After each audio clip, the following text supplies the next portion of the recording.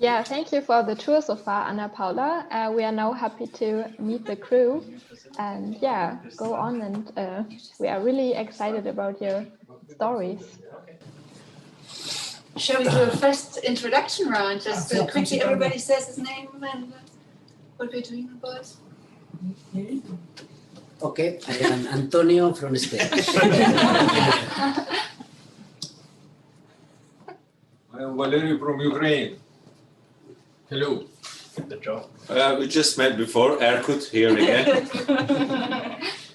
I'm Nacho from Argentina, and I am Josefina Astad. I'm Api from Fiji. Vicky from Argentina as well. Sol from Argentina as well. Hello, Gustav from Germany. Zinja, we already met on the bridge up there. Hello, I'm Clément from France. I'm Katharina from Germany. Oke, local as well. And Sofia from Spain. And Jordan from Bulgaria.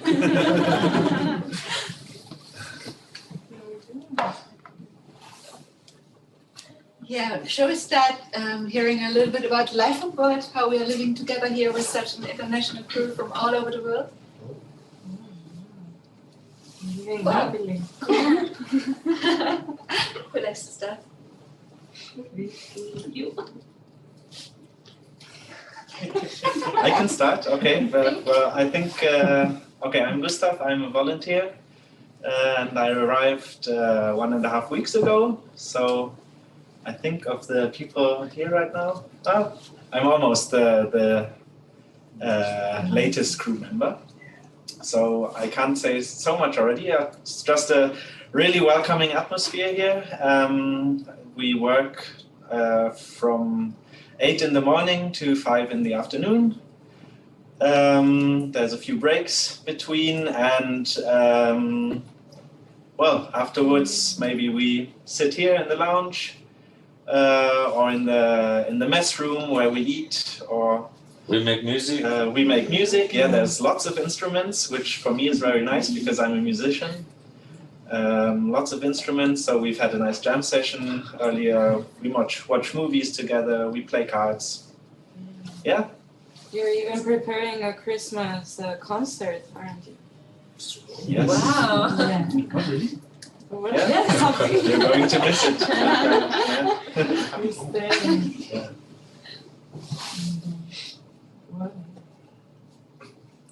Yeah, so maybe, yeah, if you want to become a volunteer on ship, maybe I can say so too. If you're active with Greenpeace already,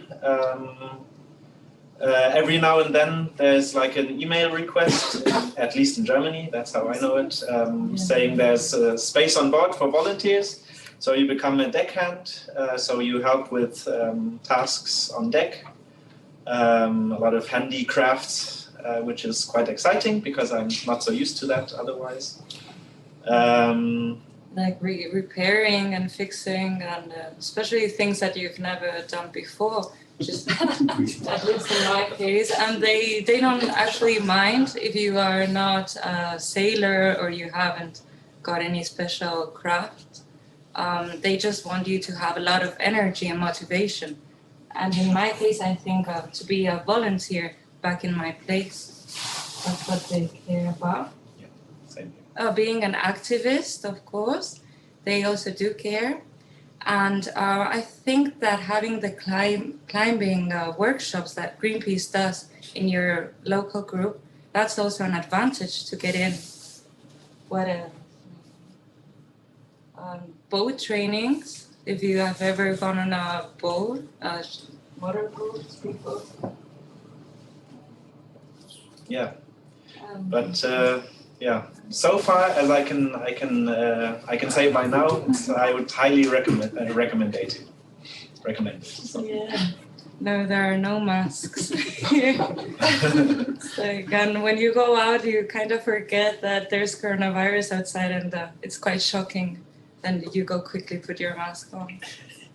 Yeah, but before coming on board, all of us had to do 1 week of quarantine, solitary quarantine. And the test. And double corona before test. flying and before coming here. Yeah. Because living on board, we can't keep the necessary distance. We're living, as you see, we're sitting like this in the lounge. We're sitting similar all together during lunch, dinner, and breakfast. So we are living in our perfect bubble. We are living as one household or one crew, ship's crew. It's like a home. And we just have to take special precautions not to get the virus into the crew. And that's why if we get police inspectors on board, we tell them, yes, welcome on board, but you take please the way around the outside and you only enter the bridge and we keep the doors open, sorry to keep you freezing. Yes. Yeah, and there was a question how long we stay on board. The volunteers, it's 3 months more or less. But I think that's for everyone. Yeah. Yes. So, People tend to make it longer though. That's what I'm seeing. They like it. Yeah, generally we work like 3 months on the ship, and then we will have like a 3 months break or longer. But when you come, usually you commit for 3 months. It applies to everybody: volunteers, engineers, captain.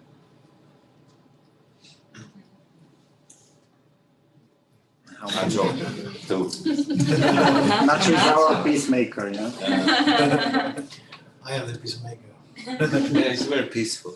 I'm troublemaker also. Also, some of us who are here started out as volunteers. Sometimes if you really like it and you feel like you can continue doing it, then you keep coming back. So this is one way how some of us got here. I started as a volunteer. You started as a volunteer. Even our coach. I started in the German warehouse as a volunteer, yes. So, yeah, I was volunteer in the office, for example, an activist, and then I joined the ships as a volunteer, kind of here, and then I was like working with the boat mechanic, and with my technical background. So on my second time on the ship, I already had a contract. I wanted to say about the life on board is like something very special. You know, every place has its like good things and bad things, of course. But like something that I find very unique with the Greenpeace ships is that basically the people you are here seeing is like a family that you didn't meet them before. The moment you arrive, you become part of it. I've sailed between 2000 and 2006 non-stop. And since 2006, first time I'm back here. And the reason that I always thought about the ships. I mean, I had my work, there was no problem, my family, the life is very good on land. But what I missed was exactly this atmosphere, these people. Even though I knew that many of those people has left the organization already, like me, but I was so sure when I come in, everybody would be a brother, sister, father, mom, whatever, you know. It's just, and that has not changed. And that's, I think, something very unique to the Greenpeace ships. I don't think it's like this in other ship vessels. What you say? Yeah. For example, Katarina come from a commercial world. It's her first trip. Yeah. But, you know, she already, you know how special it is, right? Different. Yeah, I really feel a big difference. So I come from the cruise ship industry and I joined here before 2.5 months. And I realized here's a lot of respect and the atmosphere is totally different than on the cruise ship. And I feel like really treated very, very well, and I feel like a big family here. Oh. Did you have that question? What kind of jobs do volunteers do besides cooking and cleaning?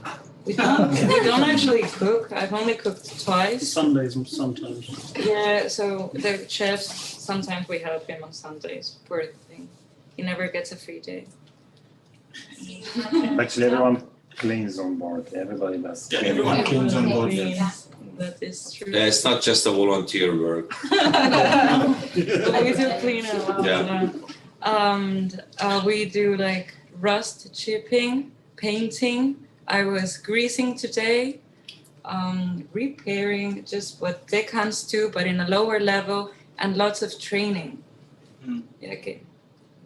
At the moment, it's the training, and when we're back in campaign mode. There is actually a question about the next campaign. So if you wish to say about the next campaign, a few words. We are gearing up for something soon. We don't know yet in detail. What's your name?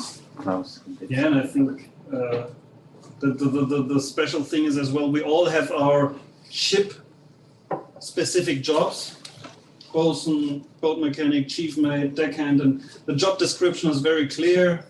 Rust chipping, navigation, whatever. But as soon as we get into the campaign mode, as soon as we get into what we are really here for, then we all have very specific qualifications as well. We have people that are really good boat drivers, we have people who are really good climbers, people who are really good to support these things, and people good with logistics. So when we go into campaign mode, suddenly these traditional ships ranks shift, and people get into quite some different skill sets as well. And that's making the life on board very colorful as well, because suddenly the campaign demands open boat, showing people around the ship.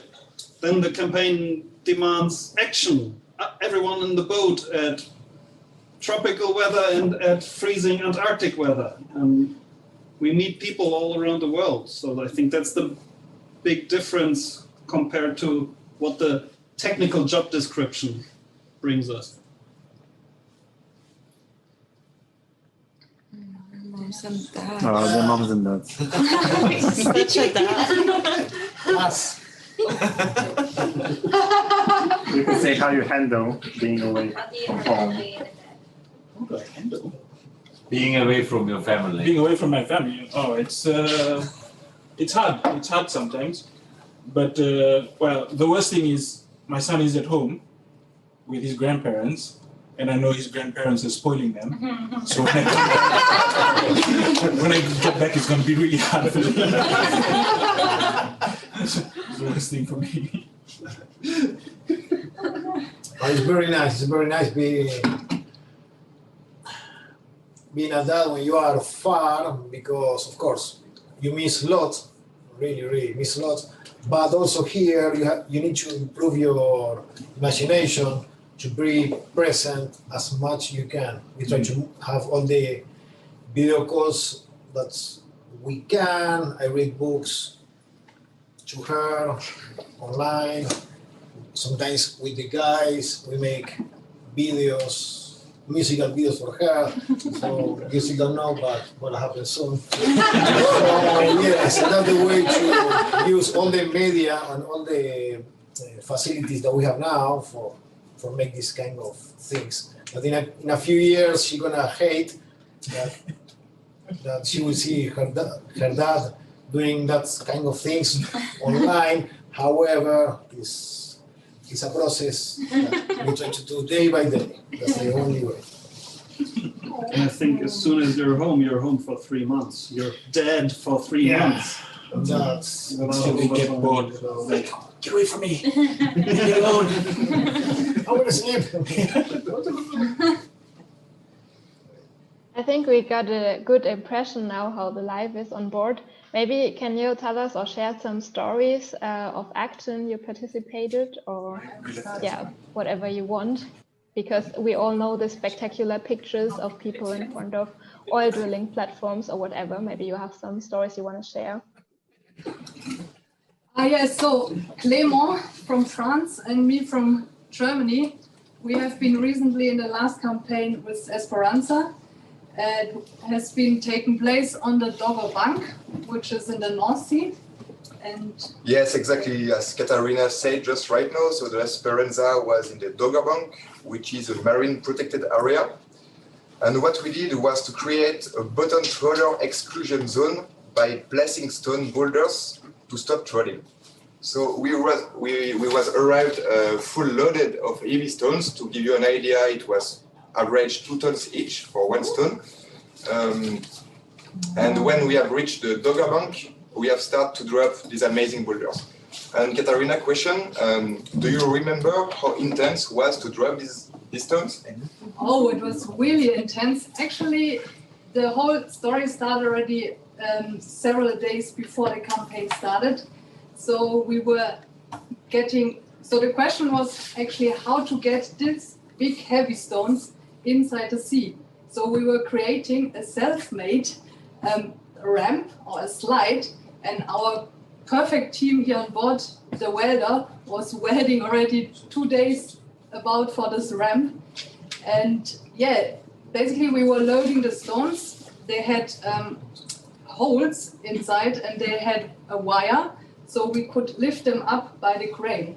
Yeah, that's right. So we were using the crane to catch the stones in the containers, to put it in the ramp, to be able that the stones can slide from the ramp to the sea. So we was using the crane to lift up the ramp to make a small angle. So yeah, as I said, the stones was sliding to the sea, and I remember the sound was very, very strong. Oh yes, and I remember I've been in this hours, or in the morning hours, I've been on the bridge, and actually we got the positions from the UK office always. We were precisely putting the stones in a position, so the captain was navigating the ship exactly towards this position, and when he reached this position exactly, he went through the horn, so he blew the horn, and the crane driver or operator was knowing the sign, so he lifted up the ramp and the stones slided into the water. This makes a big noise, what you just said, and splash of water all over the deck. Wow. So yeah, and one thing that I can remember on the deck was the face of the crew. It was pretty quiet actually when we was doing the operation. Quiet. Yeah, quiet. Yeah, quiet. But focus. No need to speak. It was possible to see in the eyes of everybody how focused we was to protect this area.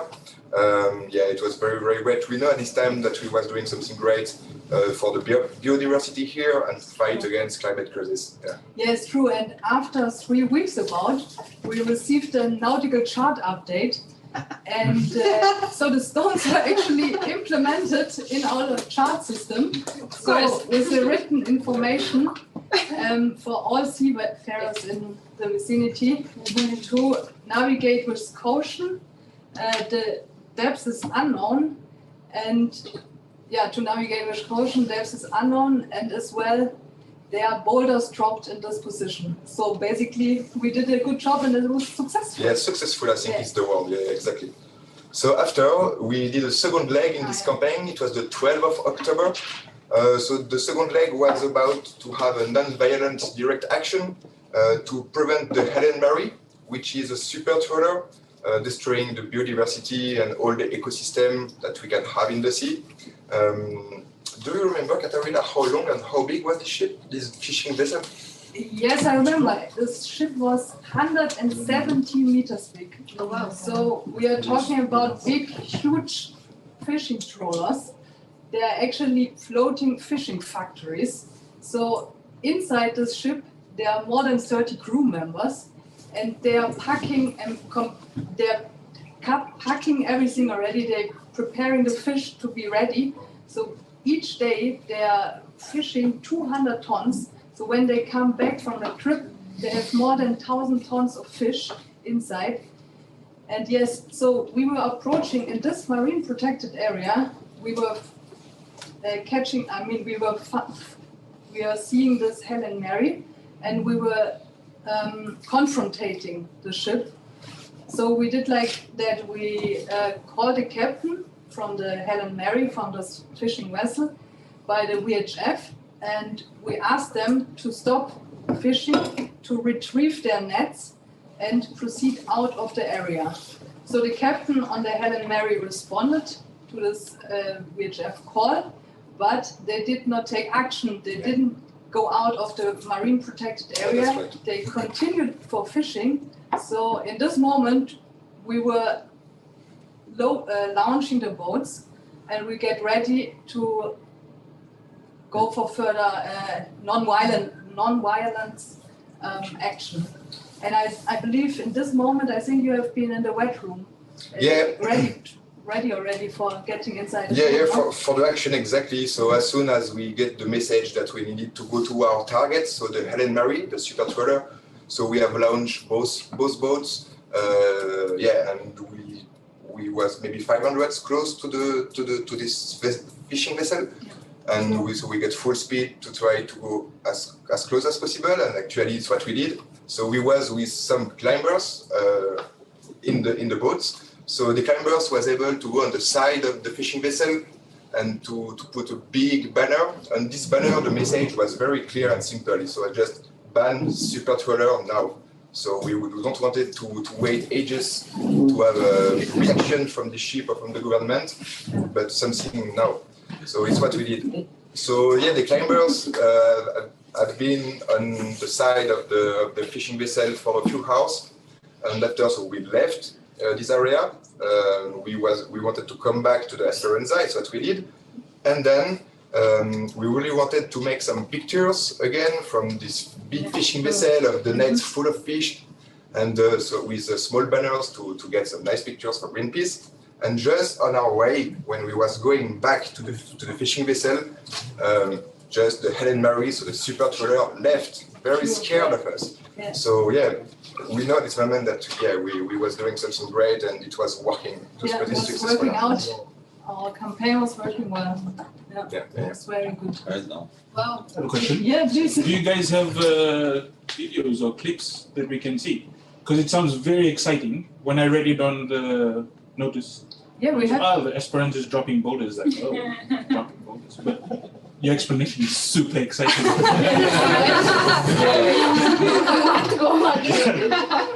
want to do this. There are videos on the webpage of UK. Nice. Cool. Greenpeace UK. Yeah. Exactly. Let's have an evening.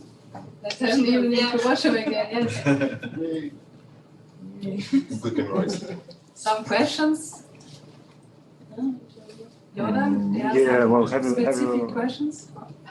Have you taken pictures during that action, and we will put these pictures on the walls here on the ship, or they are reserved for all the day pictures?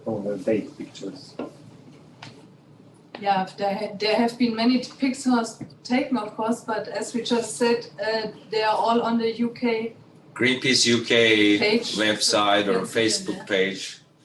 I see. I was like surfing before I come actually here. It was only actually there's a Facebook page for Greenpeace Esperanza for the ship, yes. and it's also posted there. In our last trip with Sol, we have been sailing in the Arctic Sunrise in the Antarctica. The campaign was quite nice because since the last years we have been doing a lot of science investigation on board. It's not that we are science, but we have some units that we bring on board. They coming on board and they are part of. They make the investigation, and you are next to them, and you are learning lots. The ship starts in Cape Town, and from Cape Town to South America.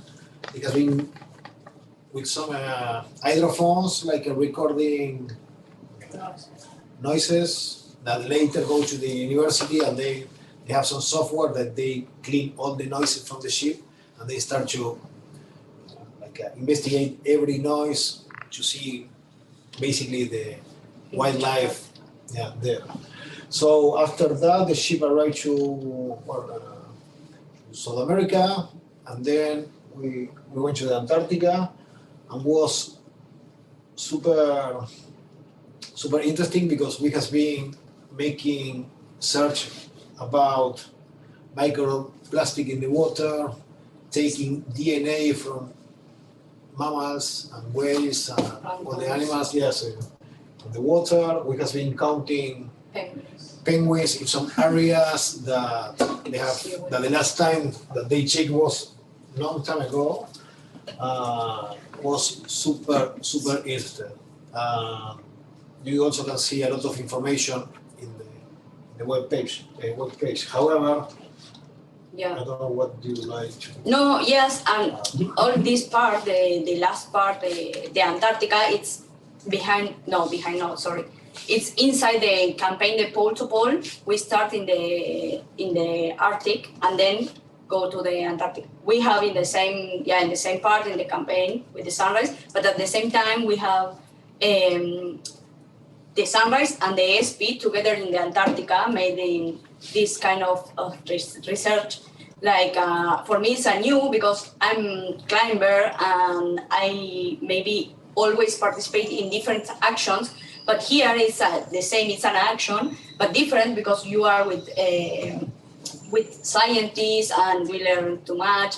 And for example, like me in this trip in the Antarctica, being volunteer deckhand, and we also like all the mornings we need to prepare the boat for launching, and the campaign they are ready like which position they want to research, and we spend like 4 or 5 hours in the water, like 0 degrees, and just follow the orders. For example, one samples is with 2 little pumps just recycling water, and then they send this sample to UK, I think so, for investigations. But for this kind of sample, we go with the boat. For example, with 2 knots. We need to check the distance between the river and the boat, and the same with the distance to the floor, the sea floor. Yes, no, it's really like interesting because you are helping like a scientist, and I don't know, I never think, okay, I will be the Antarctica helping to scientists. And now again, for this type of campaign, you know, like really important because pole to pole, with pole to pole, we want to protect the 30% the ocean until 2030. For this reason, is our pole to pole or 30, the campaign, because is this 30%. And we spent like 6 weeks in the Antarctica, and we stay in like 9 different places. Really interesting. Keep in mind that the ship is an amazing science platform, and we have super good drivers. Like the Arctic Sunrise, and that in this case was a small ship. I'm talking about size. Usually you can go to a lot of places that other ships cannot. So you are really in touch with really wide areas. It's amazing because you can be driving the boat in the middle of the ice, and then waves all around. So you stop the engine, and the waves coming, they pass under you. All the penguins looking at you like, oh, what is that? So it's very. How close did they come? Sorry. How close did they come, the whales, to the boat? Like. There. Really? Yeah. If we switch on the engine, So you have eye contact? Yeah. Did you have eye contact? Yeah. Absolutely. Wow. It's super intense. There's one near you.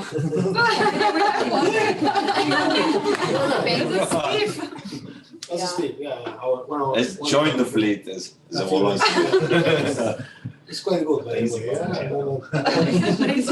We can discuss about it. Yeah, if I can bring you back to the action they were speaking about, because there is a question. Have you had problems during actions, and has the police ever been coming on board? Well, not in the Antarctica. Yes. Yes, when the next captain will arrive here in in a couple of weeks, yes, in the sunrise in Norway after began action in an oil platform. Yes, one warship came to us. And they arrest the ship. They came on board. You have like one protocol to follow once that the police is arresting the ship. So the ship got arrested. They took us to Tromsø. It's one of the northern city that Norway have. And then we were just waiting. Of course, like we are always from 13, 15 different nationalities.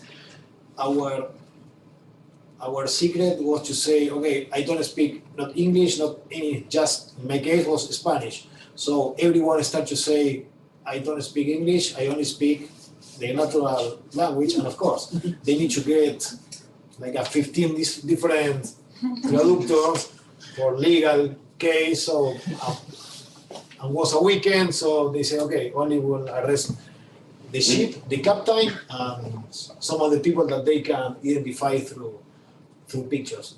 But yeah, it was just a couple of days, and then.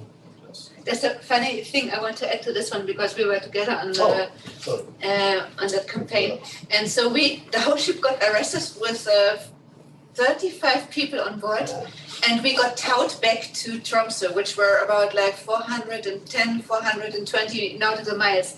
And so they took over the ship and they did, I mean, we were still doing our watches on the bridge, of course, like normal procedure, but we were towed. And the funny thing is, even being towed, we were like we were faster than on our own main engine. So we're doing like 11 knots. Normally we do like 8.5. And then the funny thing, the most funny thing was just before we entered the port of Tromsø, the towing line like snatched, it broke, and we were free again. It was very, it was like funny. I mean, we were not out of it, but yeah, it was somehow funny. Wow.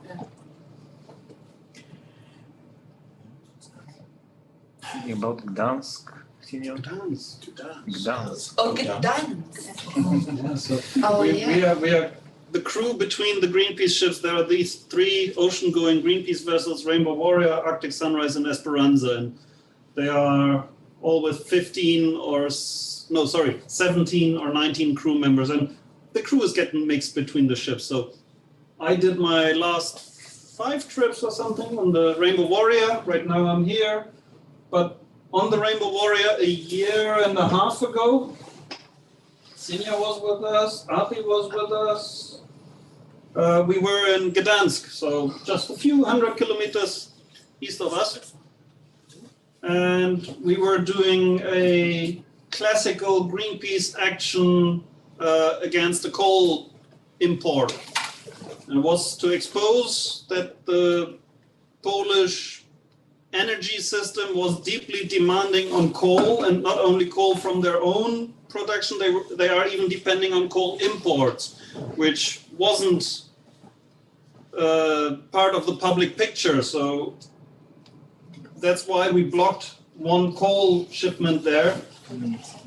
Basically, it was the Rainbow Warrior with the big masts and the sails and everything going into the port, right into the berth where this super-sized coal ship was supposed to be, and we were just a few hours earlier than them, and then we dropped anchor. So that's what we had our bosun for. It was funny because we had the Coast Guard. Was it the Coast Guard? Yeah. Police, Coast Guard. Yeah, police. They were around us, and then if you see the Rainbow Warrior, you will see that the bow is not so high, and if you're in another boat, you can see anyone, whatever they're doing on the bow. And so we go in, and the captain tells me to go drop the anchor. And there's this boat with police and guns. It's like, what? I don't go outside. Then I go outside. Luckily, Oke came and stood right in front of me, right between me. and the gun is like, oh, okay. If something happens. But yeah, that was pretty intense. It It's quite funny also, yeah, because it's been a long time since we did an action on the Warrior. Yes. And of years, yeah. And to do that, to stop a ship, a coal ship from coming to unload the coal is like very fulfilling as well. So during the night we had the minister for, how you call it, interior, the Polish minister for interior declaring everything's under control. We confiscated the ship, which was technically true. They were already on board, they smashed in the window, they had special forces keeping control of the dangerous activists without weapons. Our only weapons were the little cameras we had, live transmitting how special forces tried to board the vessel. It was funny, yeah. It took the whole night for them to get things sorted, but in the morning they towed us out and declared, okay, victory, Greenpeace is stopped. And right while this Minister for Interior Affairs made that declaration live on TV, the second wave, our climbers, boarded the container terminal cranes. So the container terminal was blocked for another 48 hours or something in the end. Quite a while, yeah. Amazing, yeah. So the climbers lasted even longer than the ship. The whole Polish government was slightly upset. There's like a funny thing on that. Before, when we were going in, we'd locked the whole ship, and then we'd put phones outside in places and kept them recording so we could see what was going on. And the police found them, but they only covered the camera, and they had the debrief right beneath. It has been live streamed. Oh, it was live streamed as well. Yeah, it was really cool. I remember I was in this action, I was on the bridge. So we were pretty down in the crew because many crew have been sent out in the boats. We've sent out the 3 boats to go towards the coal ship to stop coal on the hull of the ship. So we were like short of a few crew members. So on the bridge, it was the captain and me when we were like going towards the entrance of the harbor, Gdansk. So we were on the way after launching the boats with full speed. The Coast Guard was just in front of us, a little bit to the starboard side of us. They wouldn't let us into the starboard to go to the entrance of the harbor. So we were like just going full speed and with them ahead of us. And at a certain moment, I realized that the Coast Guard ship was just giving a little bit more distance to us. And then I said at that moment, I remember my saying to the captain, this is our chance. And he said immediately to the helmsperson, okay, turn starboard. And then we went to starboard very hard, just like a few meters of distance to the Coast Guard ship. And then the Coast Guard guys, they were behind us instead of in front of us. And so we were steaming on. And whilst we were steaming on towards the harbor, and they said via the VHF radio, please stop, you have to stop. And we refused to stop the vessel. We said, okay, we repeated our peaceful intentions that we don't want to harm anybody, that we are in a peaceful protest. And this is what we've been sending out a few times repeatedly. And but still we steamed on, and then at the right moment, in the meanwhile, we stopped soon after with the anchor. Yes, we stopped soon after in the perfect position, let's say, and we only had a few people on deck left because quite a few people were out on the boat. So we arranged to get all the big banners out between the masts in the meanwhile, and then we went inside the harbor with the banners up, and then. And the last people on deck, they came inside the ship and we locked down the doors. It was really like exciting. So intensive time. Very intensive. Has anyone been arrested apart from the ship? 2 people. I think our captain and one of the boat drivers, but it was the boat driver of the safety boat. So the person that was always a little further away, having the camera team on board that never got involved in any activity directly, but so they arrested that boat driver. For But 40. I think nothing followed legally. Nothing followed up on that boat driver. So. Luckily.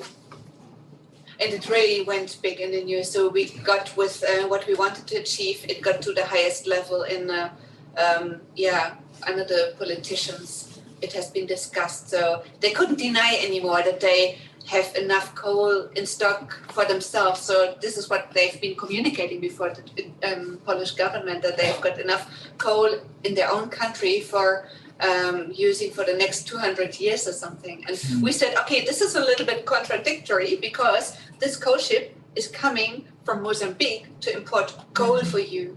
So we just showed to the public, hey, there's something else going on as well. So it really got a big discussion. And I think it was a really successful action, really good one. Yeah. Were there any famous people on board? Actors or politicians? On this action, not but yes. Emma Thompson in this lounge room a couple of years ago, an Arctic campaign. And Javier Bardem. But then, just a year later, yeah. Yeah. Right? What's Zina? Oh, yeah. Princess. Yeah. Woo! Floki, the Vikings. Gustav from Floki. Yes. Marion Cotillard from France. Oh, nice. Yeah. They are in the Antarctica with, We did have the. What was his position? United Nations Climate Summit delegate from Philippines. Oh, he's famous. Oh, yeah. And David Haber.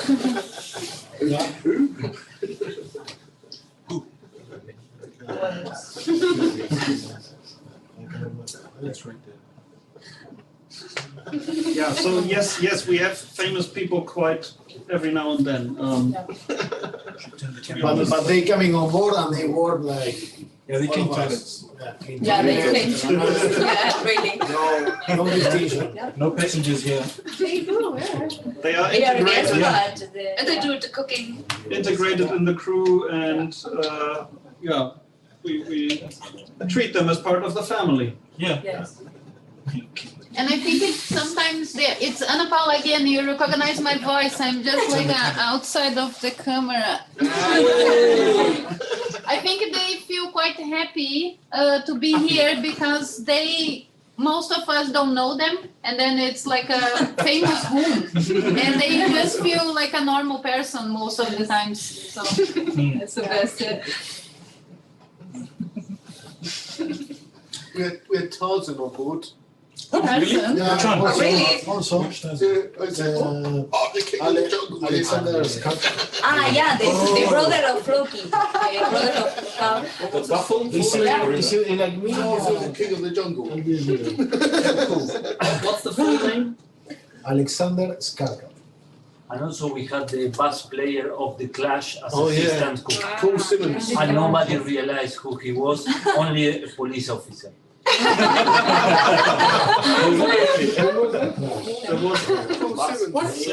Clash. And the Grillers. Yeah, he was part of an action in Greenland where 18 people were arrested, and only the prison guard took him aside and said, I know you. And only weeks later, the crew was informed that that assistant cook you had during that action, that was famous person, someone, world famous bass guitar player. So we're getting fooled sometimes as well. In Brazil, on the Rainbow Warrior, we have a private concert by Midnight Oil. Oh, wow. Australian rock band. Wow. Cool. And then they just came and chat with us. They're like really involved in political issues. Well, the Mashru Leila, Yeah. they made a music video on Rainbow Warrior for a campaign promoting solar energy in the Mediterranean.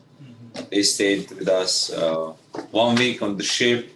They supposed to compose a song they were like so seasick in the beginning. And it was just like this deadline to launch a video, and they're just I can't write anything.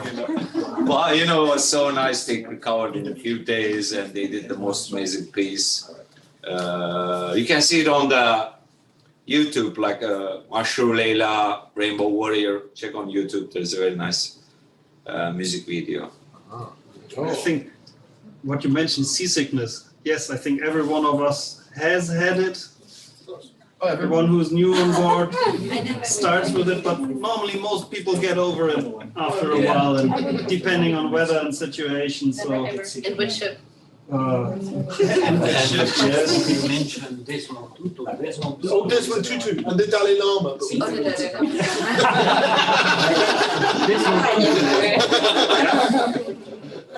Yeah, maybe we can close this round in the launch with a more personal question, because I think there was a really good question of how do you feel recognized that you're really having an influence in the world or on other people.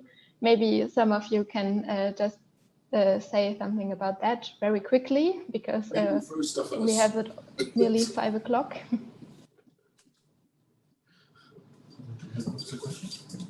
How do you feel? Just recently, Denmark decided to stop giving away offshore oil drilling permits from much too late, but they decided to stop offshore oil drilling. And when I heard that in the news, I felt like, okay, we didn't do a straight action, but we are part of a big movement. We are part of a general pressure building up on governments, on society to act in this direction.